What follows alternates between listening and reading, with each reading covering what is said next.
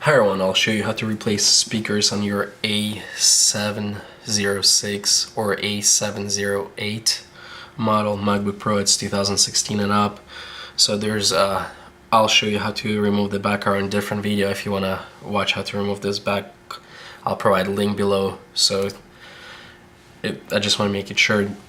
So you'll need to remove this two screws. If it's your right speaker not working or the left one, it depends which one is not working. So this is the right one and this is the left one.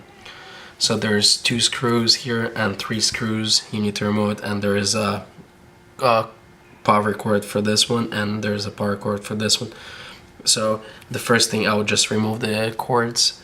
You lift it up and pull it out slowly, and I already removed the screws, so it's really easy, as you can see. Be really gentle with wiring, because it's really easy to damage them. So, and then once you install it back in, install it in, and push this cord out on top, push it in, glue it back in, and the same procedure for this one. Remove these two screws, pull this cable out in case which one doesn't work for you. Thanks for watching. If you like this video, please like and subscribe for more videos, and bye bye.